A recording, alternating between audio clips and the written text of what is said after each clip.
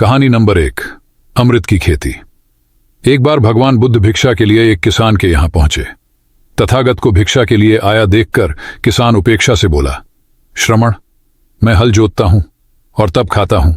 तुम्हें भी हल जोतना और बीज बोना चाहिए और तब खाना खाना चाहिए। बुद्ध ने कहा, महाराज, मैं भी खेती ही करता हूं।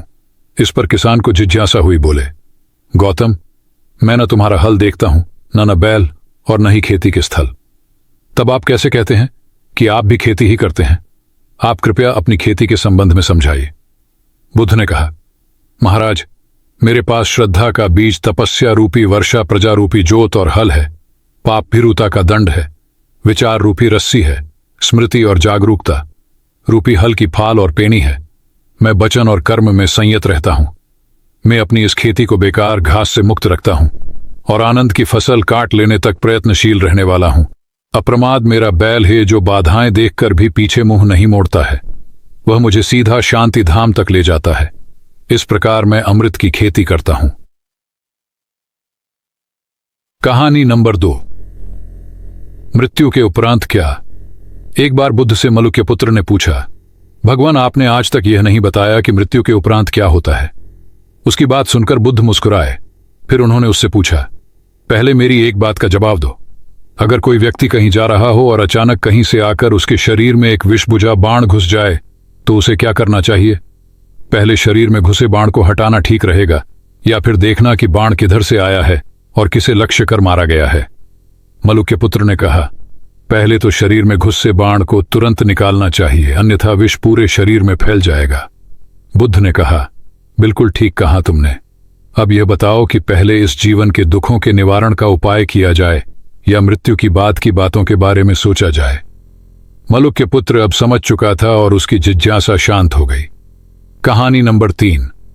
बुद्ध ने कहा, सबका हित करो। एक दिन एक व्यक्ति बुद्ध के पास पहुंचा। वह बहुत अधिक तनाव में था। अनेक प्रश्न उसके दिमाग में घूम घूम कर उसे परेशान कर रहे थे। जैसे आत्मा क्या है? आदमी मृत्यु के बाद कहां जाता है? सृष्टि का निर्माता कौन है? स्वर्ग नरक की अवधारणा कहां तक सच है और ईश्वर है या नहीं? उसे इन प्रश्नों के उत्तर नहीं मिल रहे थे। जब वह बुद्ध के पास पहुंचा तो उसने देखा कि बुद्ध को कई लोग घेर कर बैठे हैं। बुद्ध उन सभी के प्रश्नों व जिज्ञासाओं का समाधान अत्यंत सहज भाव से कर रहे हैं। काफी देर तक यह क्रम चलता रहा, किंतु बुद्ध धैर्यपूर्वक हर एक को संतुष्ट करते रहे। बेचारा व्यक्ति वहां का हाल देखकर परेशान हो गया। उसने सोचा कि इन्हें दुनियादारी के मामलों में पड़ने से क्या लाभ। अपना भगवत भजन करें और बुनियादी समस्याओं से ग्रस्त इन लोगों को भगाए। किंतु बुद्ध का व्यवहार देखकर तो ऐसा लग रहा था मानो इन लोगों का दुख उनका अपना दुख है।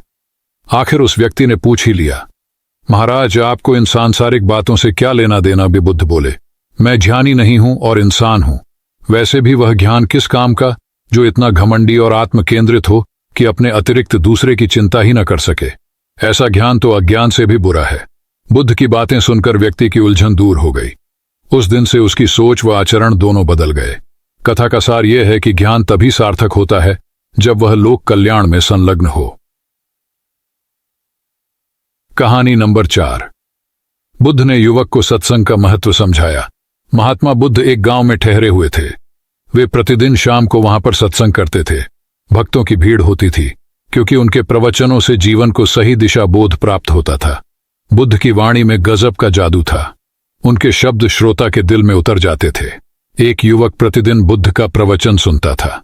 एक दिन जब प्रवचन समाप्त हो गए तो वह बुद्ध के पास गया और बोला, महाराज, मैं काफी दिनों से आपके प्रवचन सुन रहा हूं, किंतु यहां से जाने के बाद मैं अपने गृहस्थ जीवन में वैसा सदाचरण नहीं कर पाता जैसा यहां से सुनकर जाता हूं। इससे सत्संग के महत्व पर शंका भी होने लगती है। बताइए, मैं क्या करूं? बुद्ध ने युवक को बांस की एक टोकरी देते हुए उसमें पानी भरकर लाने के लिए कहा।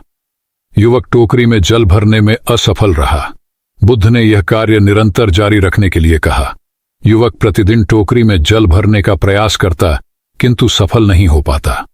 कुछ दिनों बाद बुद्ध ने उससे पूछा, इतने दिनों से टोकरी में लगातार जल डालने से क्या टोकरी में कोई फर्क नजर आया?